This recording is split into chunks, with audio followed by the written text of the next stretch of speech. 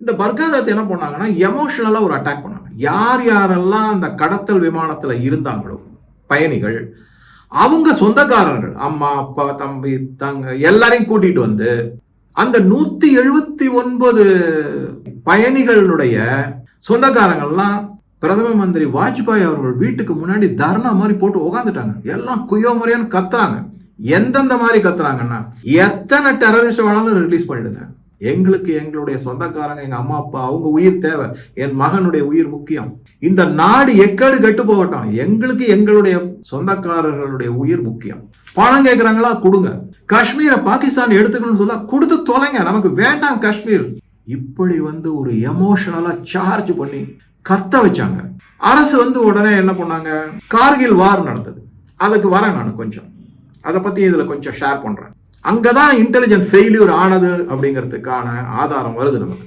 கார்கில் வார்ல அஜய் அஹூஜா அப்படின்னு squadron leader, இந்திய விமானப்படை, அவர் வீரமரணம் இந்த நாட்டுக்காக தன் உயிரை தியாகம் செஞ்சார் கார்கில் போர்ல. அவருடைய மனைவி அல்கா அஹூஜா அவங்கள கூட்டிட்டு இந்த பொதுமக்கள் பயணிகளுடைய சொந்தக்காரர்கிட்ட பேச வச்சிருக்காங்க. பேசுறதுக்கான முயற்சி எடுக்கப்பட்டுள்ளது.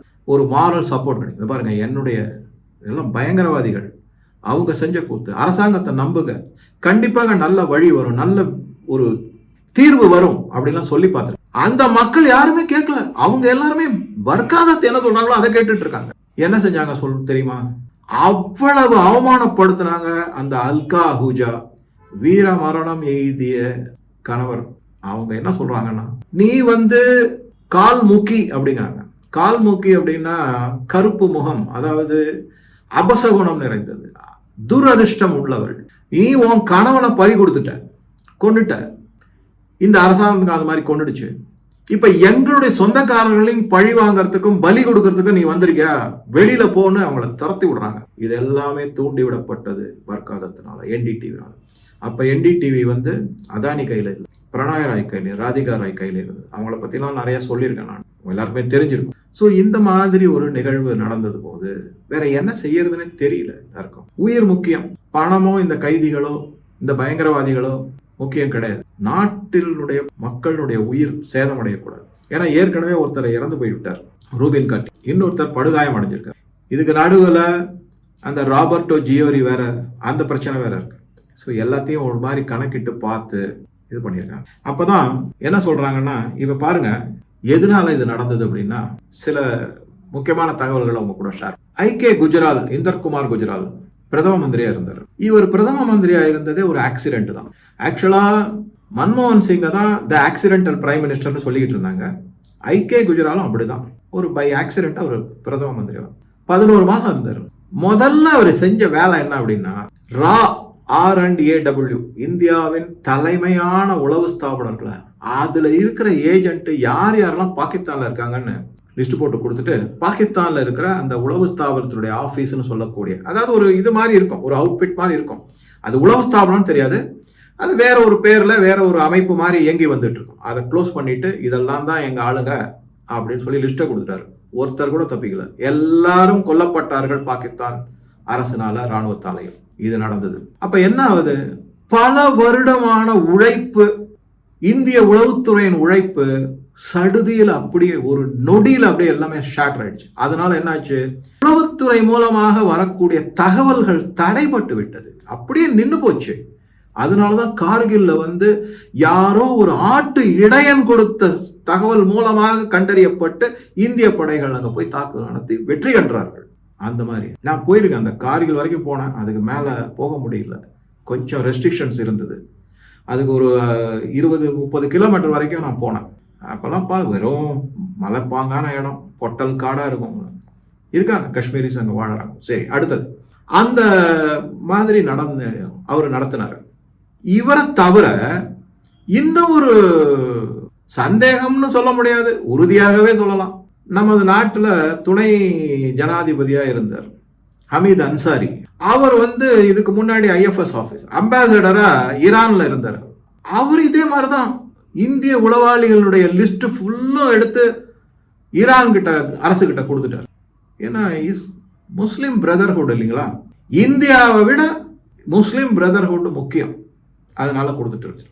அப்போ உடனே கேட்கலாம், இந்தர் குமார் குஜ்ரால் யார் சார்? இந்த இந்தர் குமார் குஜ்ரால், அப்புறம் குல்சார், அதுக்கப்புறம் இந்த கபூர், தத், இந்த மாதிரி பல பேர் இருக்காங்க பஞ்சாபிஸ். இவங்க எல்லாம் பாகிஸ்தான்ல இருந்து, ஈவன் மன்மோகன் சிங் கூட, அவங்களுக்கு எல்லாமே சொந்த ஊர் ஆக்சுவலா பாகிஸ்தான் 1947 முன்னாடி.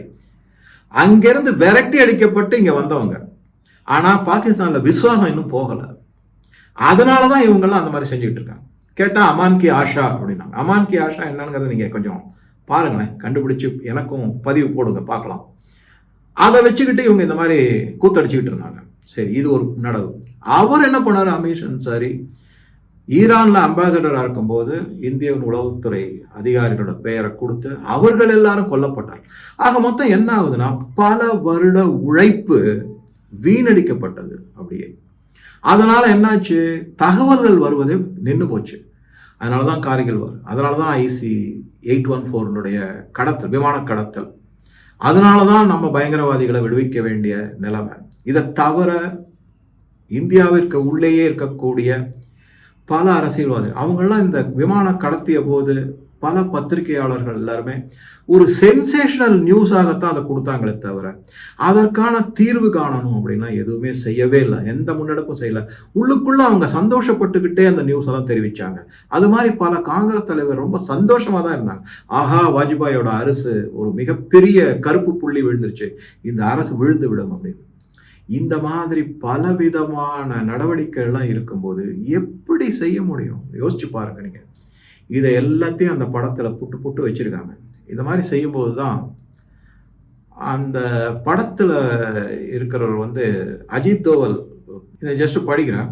இது கரிமா அப்படிங்கிற இந்த படத்தை பத்தி ஒரு ட்வீட் எக்ஸ் தளத்துல பதிவிடுறான். Aditya Dhar makes Madhavan's character in Dhurandhar IB chief.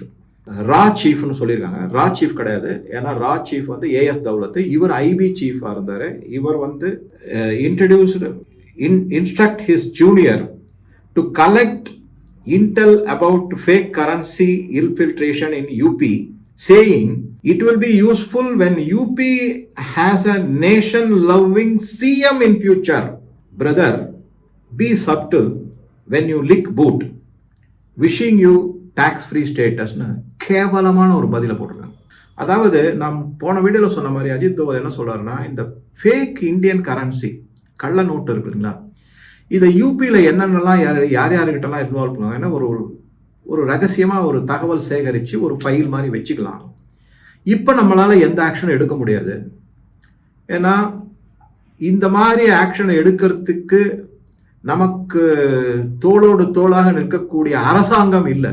ஏன்னா ப. சிதம்பரம் தான் நிதியமைச்சர், மன்மோகன் சிங் தானே இவரு.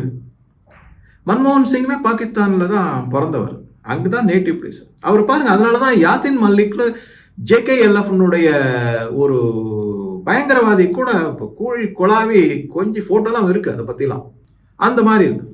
அதனால அவர் அஜித் தோவல் என்ன சொல்றாரு, நமக்கு தோதான காலம் வரும், நமக்கு தோதான இந்த நாட்டினுடைய மதிக்கக்கூடிய ஒரு நேஷனலிஸ்ட், ஒரு பேட்ரியாட்டிக், அப்ப நம்ம இதை முன்னெடுத்து செய்யலான்னு அவர் அந்த அஜித் தோவல் தன்னுடைய ஜூனியர் ஆபீசர் கிட்ட இந்த ஃபைல்லாம் டெஸ்ட்ராய் பண்ணாங்க, வச்சிருங்க பத்திரமா அப்படிங்கிற மாதிரி தகவல்லாம் சேகரிச்சு வைங்க அப்படின்னு சொல்றாரு. அதுக்கு இந்த அம்மா பதிவு போடுறாங்க.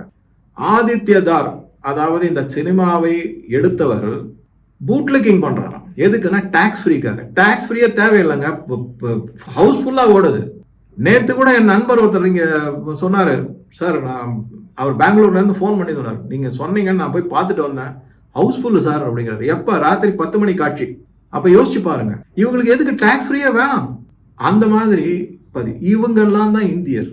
அந்த பயணிகளோட சொந்தக்காரர்களுடைய மனநிலை பாருங்க, என் குடும்பம் வாழ்ந்தா போறோம். அந்த மாதிரி எல்லையில இருக்கக்கூடிய ராணுவ வீரர்களோ அதிகாரிகளோ, எனக்கு என் குடும்பம் தான் ஏன் முக்கியம், நான் ஏன் சாவணும் இந்த நாட்டுக்காகன்னு நினைச்சா நாட்டினுடைய பாதுகாப்பு என்ன ஆகும்? கொஞ்சமாவது யோசிக்க வேணும். எனக்கு சீப்பா வேலைக்காரி வேணும், எனக்கு சீப்பா டிரைவர் வேணும், பங்களாதேஷியா இருக்கட்டும் ரோஹிங்கியா இருக்கட்டும், ஆனா நான் சீப்பா வேணும். எனக்கு சீப்பா என்னுடைய ஃபேக்டரியில வேலை செய்யறதுக்கு ஆள் வேணும். அரே, நாட்டினுடைய பாதுகாப்பு கொஞ்சமாவது யோசிங்க. ஒரு 50-100 ரூபாய் எக்ஸ்ட்ராவா இந்தியாவில் வேலை செய்யறவங்களுக்கு கொடுத்துட்டு போங்க, இந்திய குடிமக்களுக்கு கொடுத்துட்டு போங்க. மாட்டாங்க, சீப்பா வேணும், நான் நிறைய கொள்ள லாபம் சம்பாதி. இந்த மென்டாலிட்டி இருக்கிற வரைக்கும் எப்படி யாரை அரெஸ்ட் பண்ணுவீங்க, யாரை கேஸ் போடுவீங்க, யாரை பனிஷ் பண்ணுவீங்க? இன்னைக்கும் 100 சீட்டு ஜெயிச்சு வந்திருக்காங்க எம்பியா காங்கிரஸ். இதுல 39 சீட்டும் தமிழ்நாட்டில் ஜெயிச்சிருக்காங்க டிஎம்கே. மக்கள் ஓட்டு போட்டு தானே ஜெயிச்சிருக்காங்க. இப்ப அவங்களெல்லாம் அவங்க ஊழல் செஞ்சாங்க, அதை பண்ணாங்க, கேஸ் மேல கேஸ் சொல்லிக்கிட்டே இருக்கீங்க, ஊழல் மேல ஊழல் கண்டுபிடிக்கிறீங்க. என்போர்ஸ்மெண்ட் டைரக்டர் அதிரடியா ரெய்டு பண்றாங்க. ஆனா கேஸ் ஏன் சால்வ் ஆகலாம்? எப்படி சால்வ் பண்ண? நீங்க ஓட்டு போட நிறுத்த தன்னால சால்வ் ஆயிடும். அஜித் தோவல் அதை தான் சொல்றாரு, நமக்கான ஆட்சி வந்தால்தான். நான் திருப்பி சொல்றேன், திரு அண்ணாமலை அவர்களுக்கு மக்கள் பாதுகாப்பு என்ற பதவியை கொடுத்தால்தான் இதுக்கெல்லாம் ஒரு முடிவு காலம் வரும். இல்லைன்னா இதே மாதிரி போயிட்டே தான் இருக்கும். இது இன்னும் மோசமா போகும். நான் திருப்பி சொல்றேன், நீங்க உடனே சொல்லலாம் சார் அவர் எப்ப வருவார். நீங்க அதெல்லாம் கவலைப்படாதீங்க. மேல இருக்கிறவங்களுக்கு தெரியும் அவர் எப்ப எந்த பதவியில கொண்டு வந்து வைக்கணும் அப்படிங்கிறது. வராரா இல்லையா பாருங்க. என்னுடைய நம்பிக்கை வீண் போகாது. நான் பல இந்த மாதிரி கணிச்சு சொல்லியிருக்கேன் வரும் அப்படின்னு, வந்திருக்கு. அந்த மாதிரி நம்ம மக்கள் ஆகிய நாம தான் ஆட்சியில இருக்கிறவங்க யாரு நமக்கு வேணும் யாரு வேண்டான்னு முடிவு செஞ்சு தூக்கி எறியணுமே தவிர கோர்ட்டோ கேஸோ ஒன்றும் நடக்க போறது கிடையாது. அதுக்கான சிஸ்டம் மாறணும். அஜித் தோவல் சொன்ன வார்த்தையை மறக்கவே மறக்காங்க. நமக்கான அரசு வேணும். அப்பதான் நம்மளுடைய கொள்கைகளும் சித்தாந்தங்களும் எடுபடும். அது நல்லா புரிஞ்சுக்கோங்க. நான் திருப்பி சொல்றேன், அஜித் தோவல் சொன்னதை மறக்காதீங்க. ஸோ பல விஷயங்களை இந்த வீடியோவில் உங்க கூட ஷேர் பண்ணியிருக்கேன். உங்க கருத்துக்களை பதிவிடவும். நன்றி, வணக்கம்.